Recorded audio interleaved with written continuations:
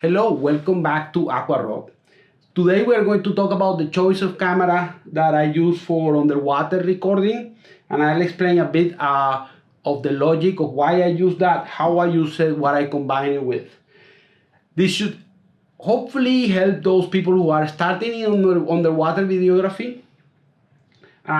Before we get into the body of it, can you please consider watching my other videos on Tulamben and Cebu, Philippines?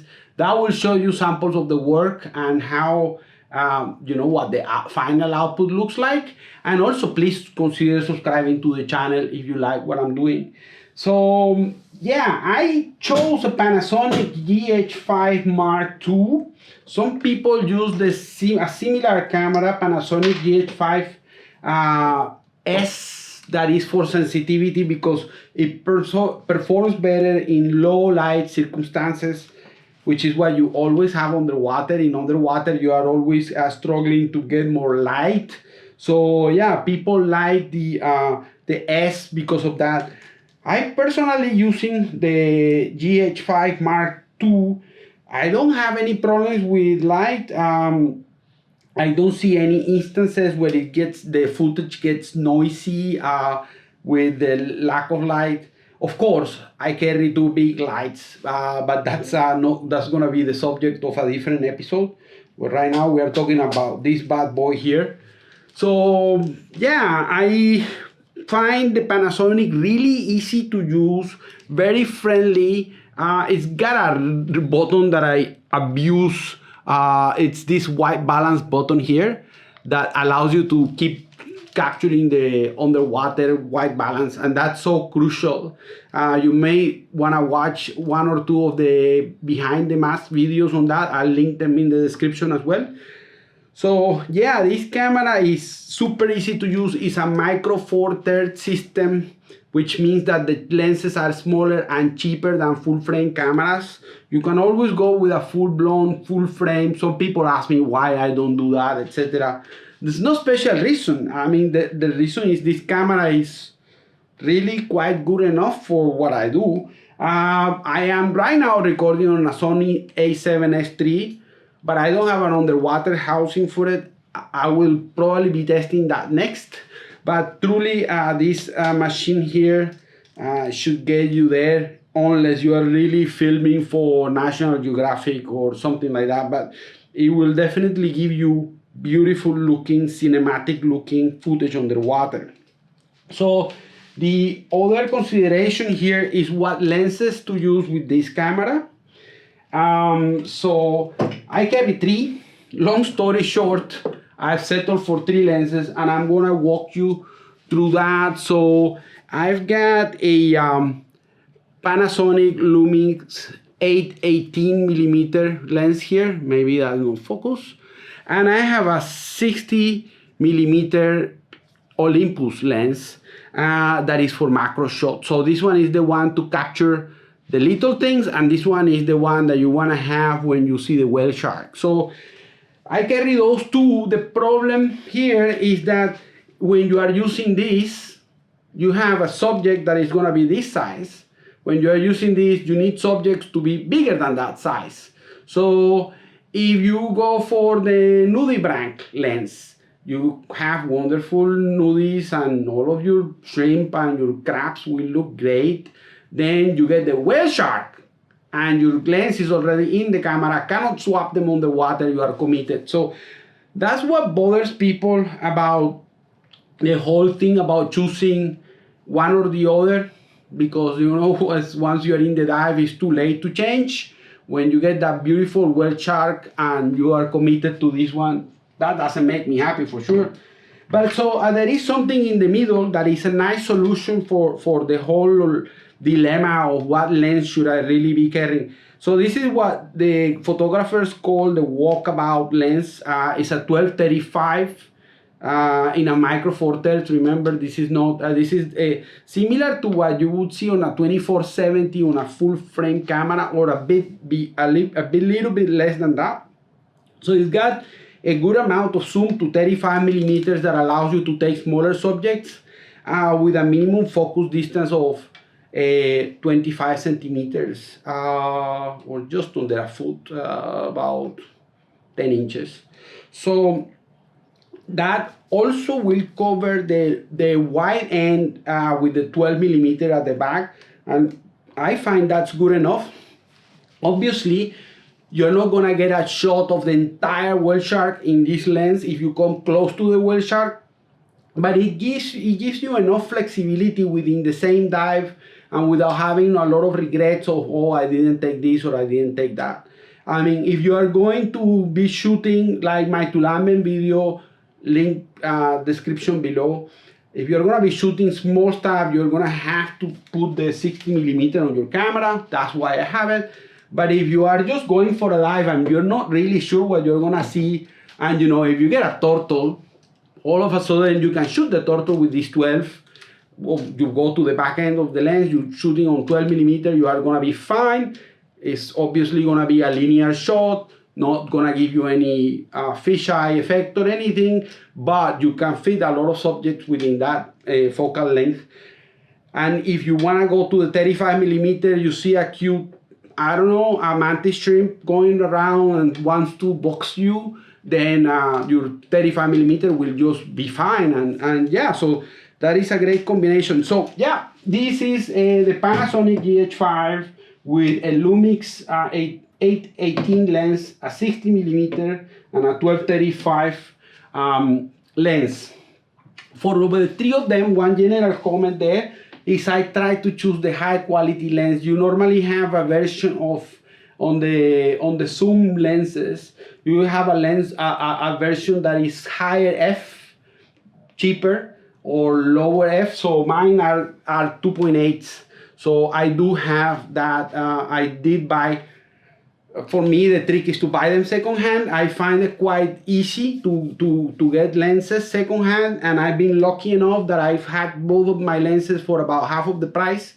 So yeah, that's nice. The camera body you can probably find for about $1,500 US, or I mean Singapore, so that's about 2,000 Singapore dollars. And the lenses are gonna be around the $700 US mark new. And if you go lucky, you try to find a second-hand one for $400, and you tend to find good lenses out there. People are, you know, there are some honest people that are in photography and that want to change their gear. So there is that. Then the other comment I wanted to make is I carry this little orange case with me, and people underestimate the importance of having SD cards with you. But I really, after trips that I ran out of memory on, or I had a toast SD card, I learned my lesson. So one of the lessons is do dual card recording. This camera allows you to do dual card recording, so you can roll everything into two cards at the same time, redundant. So that's gonna mean you have your footage. If one SD card fails, you have the other one. You know, if both of them fail or the camera is lost in the water, that's a different story. But it is, you know, if you don't back up your footage, it's really your fault. You only have yourself to blame if you lose it. So I like that. I like 128 gigabyte dual setup. 256 are a big animal for longer things. You can use 256. 64s tend to give you too little shooting time. I don't particularly use those. The other comment is the cards come rated according to the minimum writing speed, which is V30, V60, V90. I am pretty happy. My sweet spot is to use a V60.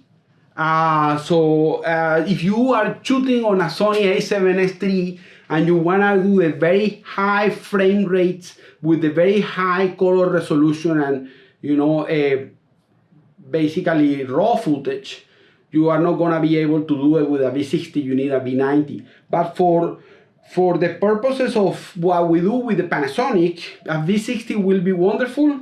And yeah, get two of them, put them in there. Don't cheap out on the SD cards. So that was the other component of the entire story with the Panasonic. Then the fun part, we get to talk about the underwater equipment. So I have a, well, my Isota logo is backwards. I have an Isota housing for a GH5 in that scarlet red that Isota does so well. It's an Italian brand. It's Italian, so it's got the Ferrari red to it, and it really is just a gorgeous piece of aluminum that is cast from it's machined from a single piece of aluminum, and it really has all the mappings and all your buttons there. So it's wonderful, very nice ergonomics, very nice handles on the side. I carry it with a lanyard, and when I'm gonna need my hands free, I clip one of the ends, one of the lanyards with a bolt snap on my high D clip. So I do that. And yeah, otherwise I just carry it on my hands. I don't have it too tied up to my body, and I just carry it on my hand all the time. And then you can try to trim yourself by like putting it close to your body if you have a current, or push it in front of you if you are recording, say, that big ball of trevallis or whatever you found. So yeah, this housing has just about every button on the GH5 mapped out and available at your fingertips. Wonderful functionality, and you can get a choice of ports. So what you see here is a 6mm acrylic dome port.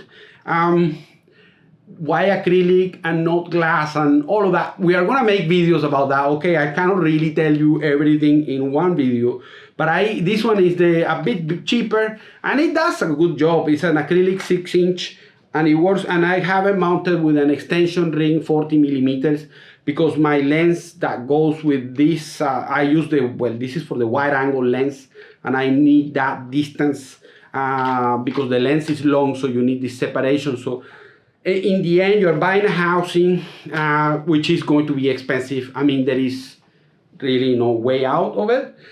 The housing is gonna set you back $3,000 US, and then you have to add the port, which is gonna be $800 more, and probably the ring and also your vacuum system. So it is an expensive endeavor. The good news is that you buy the equipment. If you buy a good housing, it should last you for many years. Problem is that it's specific to the camera. So if this housing you cannot use for, for example, Panasonic released the GH6 already. You cannot use this. It is specific to the GH5. So yes, I am married to my GH5 and my Isota housing, and I'm gonna have to make do for a while. That's why you wanna choose a camera that you like, because you are gonna keep that for a few years. Eventually you will have to upgrade. So in the upgrade, you are gonna have to change the body. Hopefully the ports are all compatible. So you read about the port system, you might be able to keep your ports. You change the body, you change the camera. So that you're going to have to invest on it. But the rest of it is gonna stay with you, including lights and all the accessories. So I think that for today we have covered most of the logic around the equipment that I use. I learned about this camera from watching videos of Buck Dreamer YouTube channel and Nocrates YouTube channel as well. They are both wonderful underwater videographers, Alex Del Olmo and Marcelo Johano Gata. So yeah, they use this, and I'll link in the description below some of their work, and you'll see how wonderful everything that they do is. You can also watch mine, which is not as wonderful as theirs, but I try very, very hard. And yeah, you'll see what the Panasonic can do.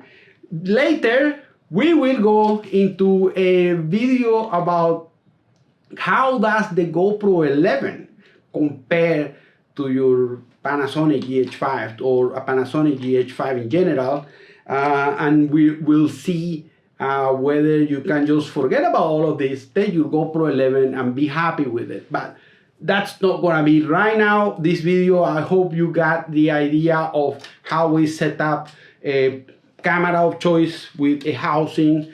And I will also do more videos on the technical aspects of putting everything together, vacuum checking and all of that. Thank you very much. Thanks for watching.